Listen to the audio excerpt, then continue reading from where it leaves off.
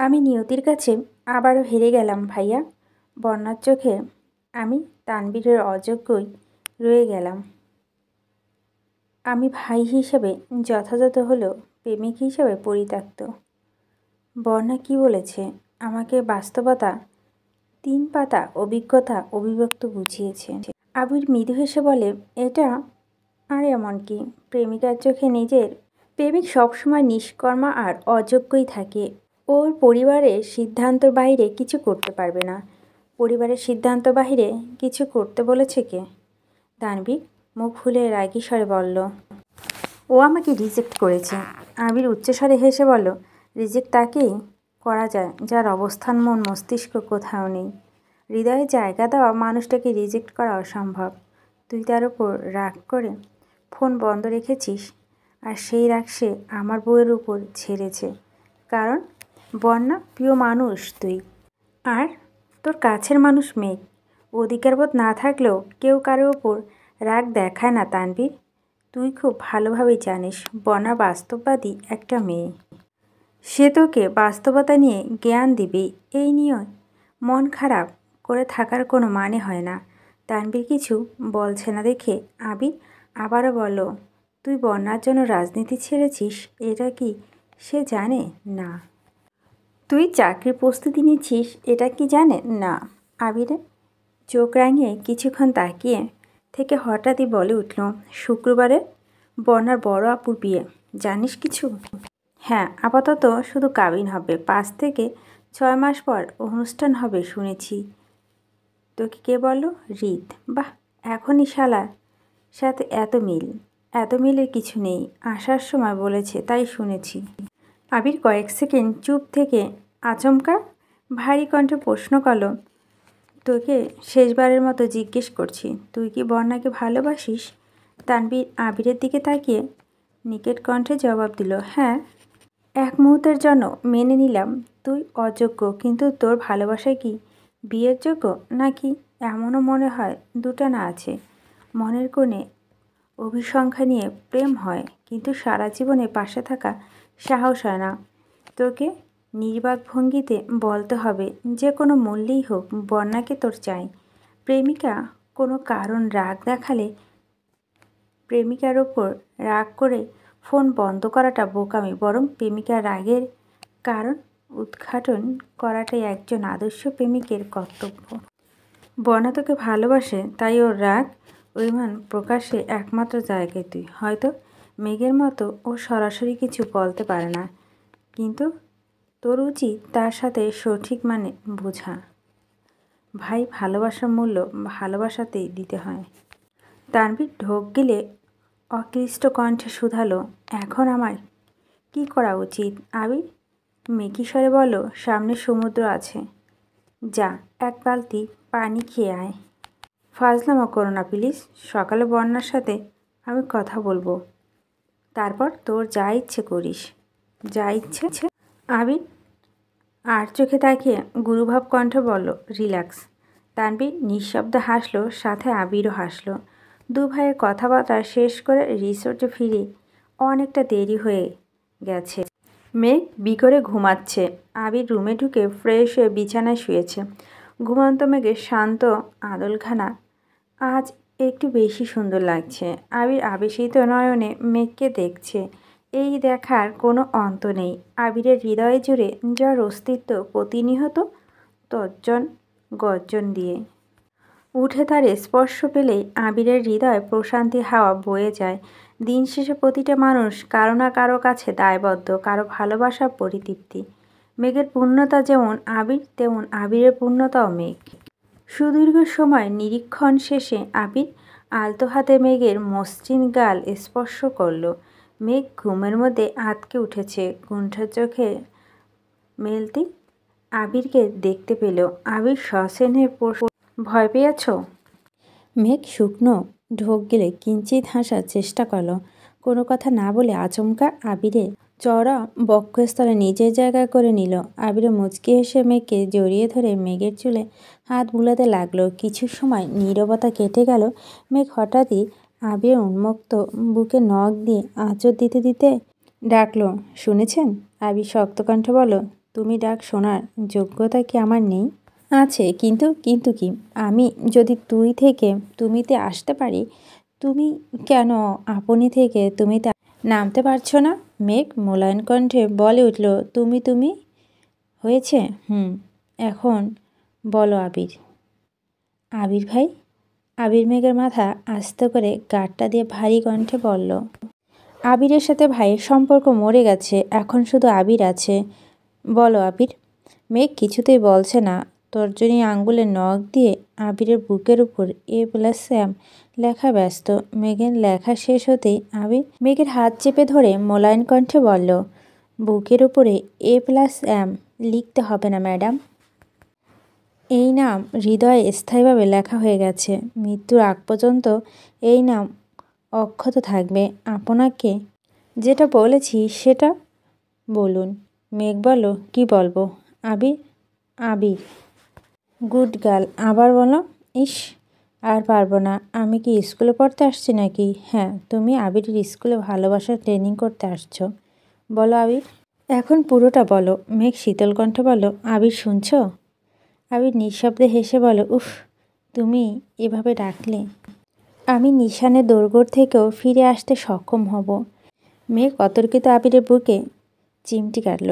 আবির মৃদুস্বরে ফের বলল, কি বলতে চেয়েছিলে বলো? আমি একবার আপনার অফিসে গিয়েছিলাম। আপনার রুমে দেওয়ালে ডি লেখা ছিল। তখন আপনি আমাকে ডিএনএ মানে বলেননি। আপনার বেশ কিছু ফেসবুক পোস্টে ডি লেখা দেখেছি। এই ডি এর মানে কি? দিলশা। দিলশা মানে কি? হৃদয়ের রানী। ছোটবেলা স্কুলে কারো মুখে এই নামটা আমি প্রথম শুনেছিলাম। নামের অর্থ জিজ্ঞেস করায় সে এই অর্থটা বলেছিল। বাসায় এসে আমার সেই কি বায়না, তোমার নাম যেন দিলশা রাখে। এখন আজগুবির নাম শুনে বাসার মানুষ আমায় কথা কানে তুলে নিই। তখন অনেকে সান্ত্বনা দিয়েছিলাম। আমার হৃদয় রানীকে শুধু আমি দিলশা রাখবো। নামটা সুন্দর না? মেঘ অনুষ্ণ কণ্ঠে বলল, হ্যাঁ, খুব সুন্দর। তোমাকে দিলশা ডাকলে রাগ করবে না তো? একদমই না। আপনার যা ইচ্ছে তাই ডাকতে পারেন। আমার আরেকটা প্রশ্ন আছে। কি? বাসায় যখন আমার বিয়ে আলোচনা চলছিল তখন কাউকে কিছু না জানিয়ে আপনি প্রথম বিয়েটা ভেঙেছিলেন। দ্বিতীয় মিম আপনাকে জানিয়েছিল, কিন্তু তৃতীয়বার তো মিম বাসায় ছিল না, আর আমার কাছেও ফোন ছিল না। আমার জানা মতে বাসায় কেউ আপনাকে জানায়নি। তখন আপনাকে কি বাইরে কেউ বলেছে? বাহিরের মানুষ শুধু বাহিরের নিউজ দিতে পারে, বাড়ির ভিতরে কি চলছে এটা কিন্তু তারা জানে না। তাহলে আপনি কিভাবে জেনেছিলেন? তোমার আব্বু আমাকে মেসেজ দিয়েছিল। আব্বু? হ্যাঁ, কিন্তু তখন তো আব্বু খুব রাগারাগি করছিলেন, আমাকে ছেলের সামনে যেতে জোরাজুরি করছিলেন। শেষ আপনার প্ল্যান ছিল আমি বাসায় পৌঁছানোর আগেই তোমাকে ছেলেপক্ষের সামনে আনতে পারলে আমি কিভাবে রিয়াক্ট করি সেটা দেখতে চেয়েছিলেন। সেদিন শুনুনি? সবই ওনার পরিকল্পনা ছিল। আব্বু মেসেজ দিয়ে জানানোর পর আপনি এত ভীত ছিলেন কেন? মেসেজে তোমার আব্বু দিয়েছে সেটা আমি প্রথমে জানতাম না। অপরিচিত নাম্বার থেকে মেসেজ আসছিল। আমি দেশ ছাড়ার আগের দিন তোমাকে বাসার কাছে নামিয়ে দিয়ে রাকিবদের সাথে বসেছিলাম। সেখানেই এক বড় ভাইয়ের সাথে দেখা। উনি এই সেক্টরে জব করেন। নর্মালি ফেসবুকে অ্যাড হয়েছে। বাইরে থাকাকালীন হঠাৎ আমার ওই নাম্বারটার কথা মনে পড়ে। কৌতূহলবশত নাম্বারটা ভাইয়াকে পাঠিয়ে বলেছিলাম ডিটেলস সংগ্রহ করে দিতে পারবে কি না। একদিন মধ্যে উনি ডিটেলস সংগ্রহ করে দিয়েছেন। সিমটা তোমার আব্বুর নামে আমার শ্বশুরের নামে রেজিস্ট্রেশন করা ছিল। আমি সেই দিন বেশ অবাক হয়েছিলাম। 50% শিওর ছিলাম উনি আমাদের কথা জানে, আবার 50% সন্দেহ ছিল। তাই তখন বিষয়টা সেভাবে গুরুত্ব দেইনি। ভাইয়ের ব্যাপারে কিছু ভেবেছেন? সকালে তোমার বান্ধবীর সাথে কথা বলবো, তারপর যা হোক একটা সিদ্ধান্ত নিব। তুমি আমার সাথে থাকবে? আচ্ছা, এখন ঘুমাও, ভোরবেলার সূর্য দেখতে হবে তো। হ্যাঁ, শুভরাত্রি। শুভরাত্রি। সবাই ঘুমিয়ে পড়লে পাশাপাশি দুটো রুমে দুই কপতি চোখে ঘুম নেই। বন্যা, মিম, আইরিনের জন্য একটা রুম নেওয়া হয়েছে। মিম আইরিন ঘুমে তলিয়ে গেছে। বন্যা সোফায় হেলান দিয়ে বসে আছে আর বারবার ফোনে হাতে নিচ্ছে। তানভীর নাম্বার বের করে দুবার কল দেওয়ার চেষ্টা করেছে, আবার ফোন রেখে দিয়েছে। পাশের রুমে থাকায় তানভীর একইভাবে ছটফট করছে।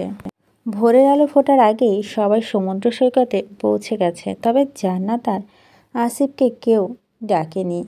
আবির আগে বলেছিল তাদের বিরক্ত করতে না, তাই ইচ্ছে করে ডাকেনি।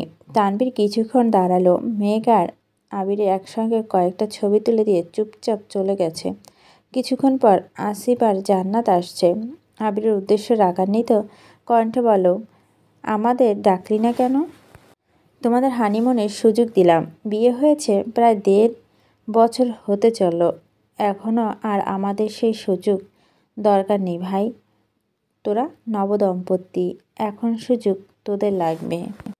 আবির মেকি স্বরে বলল, আমাদের সুযোগ করে দিতে হবে না, নিজেরাই করে নিতে পারো। এজন্যই তো বাসর রাতে বউ নিয়ে পালাইছ। আবির শব্দ করে হাসল, সাথে আসিফও। মেঘ, মিম, বন্যা, আইরিন, জান্নাত সবাই সমুদ্র পা ভেজাচ্ছে, ঢেউর গতিতে ছোটাছুটি করছে। আরিফ আর রিত একসঙ্গে সঙ্গ দিচ্ছে। আবির আর আসিফ তানভীরের বিষয় নিয়ে কিছুক্ষণ কথা বলল। একসময় আসিফ সবাইকে নিয়ে নাস্তা করতে চলে গেল। বন্যা তাদের সঙ্গে যেতে নিলেই আবির গম্ভীর কণ্ঠে বলল, বন্যা দাঁড়াও। জি ভাইয়া, তোমার সাথে আমার কিছু কথা আছে। মেঘ চুপচাপ আবিরের পাশে দাঁড়িয়ে আছে। আবির এক পলক মেঘের দিকে তাকালো। মেঘ চোখের ইশারায় বলতে বলল। আবির ঠান্ডা কণ্ঠে বলতে শুরু করলো, তোমার তানভীরের সাথে কি নিয়ে ঝামেলা হয়েছে? আমি জানি না, আর জানতেও চাই না। আজ আমি তানভীরের ভাই না, বন্ধু হয়ে কয়েকটা কথা বলবো। তুমি ইতিমধ্যে জানো তানভীরের জীবনে কেউ একজন ছিল, তুমি তাকে দেখেছ। সেসব কৈশোরের আবেগ ছিল, এখন সে আগে থেকে অনেক বেশি ম্যাচিউরড হয়েছে। তোমাকে তানভীর ছোট থেকে চিনলেও কখনো তোমাকে নিয়ে সেভাবে ভাবেনি। যেদিন প্রথমবারের মতো ও তোমাকে নিয়ে ভেবেছিল, সেই দিন থেকে আজ পর্যন্ত প্রতিনিয়ত ও শুধু নিজেকে পরিবর্তন করার চেষ্টায় আছে। ওর লাইফস্টাইল বরাবরই ছন্নছাড়া, শুধু তোমার জন্য সে লাইফস্টাইল পরিবর্তন এনেছে। আমি এখন পর্যন্ত তানভীরকে কম করে হলেও 50টা ঘড়ি কিনে দিয়েছি, কিন্তু ও কোনোদিনও ভুলেও একটা ঘড়ি পরেনি। অথচ তুমি একবার তাকে একটা ঘড়ি দিয়েছিলে, সেই ঘড়িটা ঠিকই পড়েছে। এমন ছোটোখাটো হাজারো পরিবর্তন ওর মধ্যে এসেছে। প্রথম আমি ওকে বলে বলে সব কাজ করাতাম, এখন সে আমার থেকেও বেশি বোঝে। আমাদের বিয়ের ব্যাপারটা ও একা হাতে সামলিয়েছে। তানভীরের জেদ সম্পর্কে তোমার কিছুটা হলে ধারণা হয়তো আছে। তোমার মুখ থেকে কোনো একদিন শুনেছিল তোমার আব্বু তোমাদের সরকারি চাকরিজীবী ছেলের কাছে বিয়ে দেবে। সেই দিন রাজনীতি ছেড়ে চাকরি নেওয়ার সিদ্ধান্ত নিয়েছিল, বই কিনে পড়াশোনা শুরু করে দিয়েছিল। তুমি যেমন বাস্তববাদী, তানভীর নিজেকে সেইভাবে উপস্থাপনা করতে চেয়েছে। তবে প্রতিটা মানুষ আবেগ অনুভূতি ভিন্ন রকম। হয়তো ওর মনে হয়েছিল তোমাকে তার অনুভূতি জড়িয়ে রাখবে, তাই তোমার সামনে নিজের অনুভূতি বহিঃপ্রকাশ করতে চেয়েছিল। তোমাকে আমি ছোট করে কথা বলছি না, কিংবা দোষারোপ করছি না, শুধু তানভীরের অবস্থাটা বোঝানোর চেষ্টা করছি। তানভীর যদি একবার বলে সে চাকরি ব্যবসায় কিছুই করবে না, তবুও তাকে কেউ কিছু বলবে না। অন্তপক্ষে আমি তো নই। ও চাইলে আমি ওকে সারা জীবন বসিয়ে খাওয়াতে পারবো।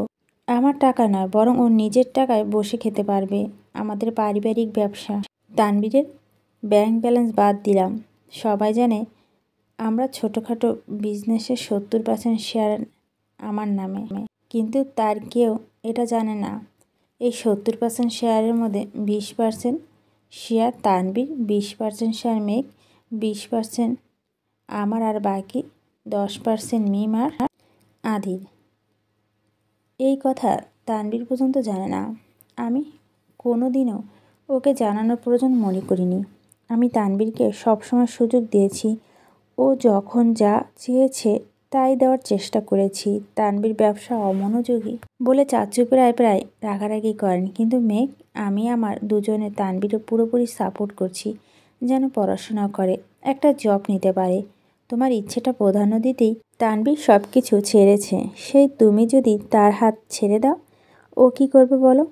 বর্ণা ঢোক গেলে শান্ত কণ্ঠে বলো, উনি আমার কথাতে এতটা কষ্ট পাবেন আমি বুঝতে পারিনি। উনি আমার জন্য রাজনীতি ছেড়েছেন, চাকরির চেষ্টা করছেন, এগুলো কিছুই আমি জানতাম না। আমার আব্বু রাজনীতি পছন্দ করে না, এমন অগোছালো জীবনযাপনও পছন্দ করে না।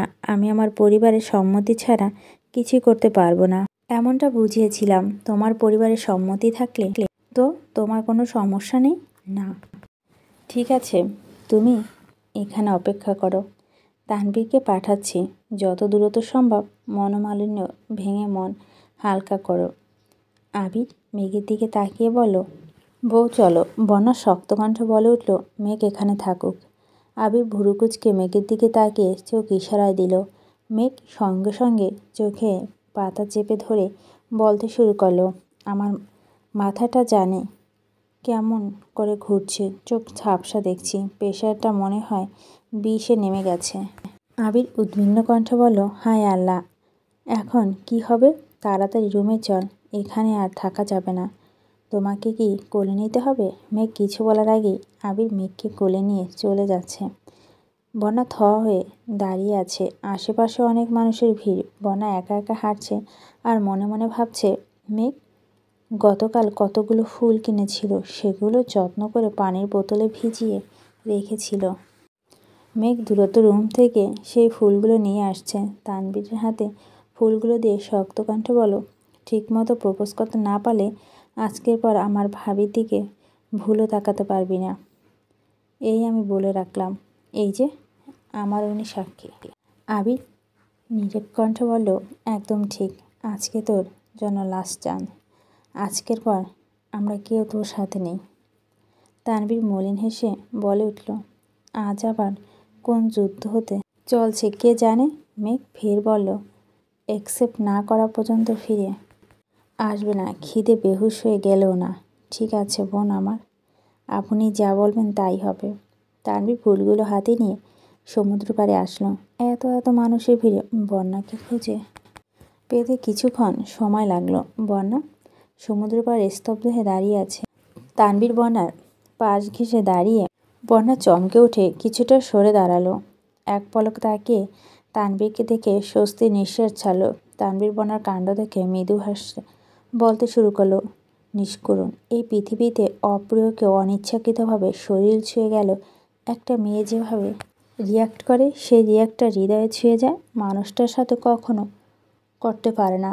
হৃদয়টাকে আজীবন বেঁধে রাখতে বলায় মেয়েটাও একটা সময় কারো প্রতি অস্বাভাবিকভাবে দুর্বল হয়ে পড়ে, তাই না বন্যা?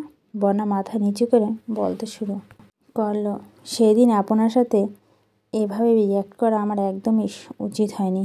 আমি সত্যি দুঃখিত। মেঘের বিষয়, বাসার সবার বিষয় নিয়ে যেহেতু একটু বেশি চিন্তিত ছিলাম, বারবার বলেছিলাম আমি এখন বলতে চাচ্ছি না, তবু আপনি জোর করে করিয়েছিলেন, তাই না? চাই তো রাগ দেখিয়ে ফেলেছিলেন। আমি শুধু আমার পরিস্থিতিটা বোঝাতে চেয়েছিলাম। আপনি সেটা না বুঝেই রাগ করে ফোন বন্ধ করে দিলেন। আপনার কি একবারের জন্য আমার কথা মনে পড়েনি? একবারও আমার কথা ভাবলে না? আমি সব সময় দেখে আসছি আপনি খুব দায়িত্বশীল একটা ছেলে। আপনার দায়িত্ববোধ আর অপ্রকাশিত যত্ন দেখে আমি বারবার মুগ্ধ হয়েছি। সেই আপনি কি আমার সাথে এমন কাজ করলেন? মেঘের বিয়ের আগেই 2-3 দিন আমার কল রিসিভ করেননি, নাম্বার ব্লক করে রেখেছিলেন, এখন একদম বাসা ছেড়ে চলে গিয়েছিলেন, এই আপনার দায়িত্ববোধ? বন্যা শেষ কথাগুলো বলতে বলতে কান্না করে দিয়েছে। তানভীর আশেপাশে তাকিয়ে দেখলো কয়েকজনকে তাদের দিকে তাকিয়ে আছে। তানভীর সহসা বন্যার কাছাকাছি এগিয়ে গিয়ে শান্ত কণ্ঠে বলল, কান্না করো না প্লিজ। আমি সেই দিন নিজের রাগ নিয়ন্ত্রণ রাখতে পারিনি, আর কখনো এমন হবে না, সরি। বন্যা কাঁদতে কাঁদতে ফের বলতে শুরু করলো, আপনি একটা পাষাণ, নিষ্ঠুর, আমার উপর রাগ করে আমাকে কষ্ট দিতে উঠে পড়ে লেগেছেন। আপনি বাড়ি থেকে না গেলে তো আপনার বিয়ে ঠিক হতো না। আপনি এমনটা কেন করলেন? ভালো হন, বিয়ে করার আগে আমাকে এই সমুদ্রের পানিতে ডুবিয়ে মেরে ফেলুন। বর্ণা দুচোখ বেয়ে অনর্গল পানি পড়ছে, ঠিকমতো কথা বলতে পারছে না। তানভীর সূক্ষ্ম নেত্রে তাকিয়ে দেখে আকস্মাৎ এক হাতে বর্ণা চোখের পানি মুছতে মুছতে সংখ্যাজনক কণ্ঠে বলতে শুরু করলো, এই মেয়ে চুপ! কী সব বাজে কথা বলছো? আমার আবার কিসের বিয়ে? বিয়ে যদি করতেই হয় আমি তোমাকে বিয়ে করব। তুমি রাজি হলে তোমাকে করব, না হলে তোমাকে বিয়ে করব। হয় হিরোর মতো বিয়ে করব, নয়তো ভিলেনের মতো করব, তবু তোমাকে বিয়ে করব। এই তানভীর শুধু বন্যার। আজ এই মুহূর্ত থেকে তুমি শত রাগ করলেও আমি সব সহ্য করে নিব। আমি নিষ্ঠুর হলে তোমারই থাকবো, পাষাণ হলে তোমারই থাকবো, বুঝেছো মেয়ে? বন্যা শীতল চোখে তানভীরের দিকে তাকিয়ে আচমকা তানভীরকে জড়িয়ে ধরল। আকস্মাৎ ঘটনায় তানভীর কিছুটা ঘাবড়ে গেছে। আশেপাশে অপেক্ষণ করে কাঁপা কাঁপা হাতে বন্যার পিঠে হাত রাখলো। প্রথমবারের মতো তানভীর বন্যার ঘনিষ্ঠতা উপলব্ধি করতে পারছে। তানভীর হৃদয়স্পন্দের সাথে সাথে পেটে নাড়িভুড়িও ধপ করে কাঁপছে। এক অদ্ভুত অনুভূতি সর্বাঙ্গ শিহরণ জাগাচ্ছে। এই অনুভূতি বহিঃপ্রকাশ অসম্ভব।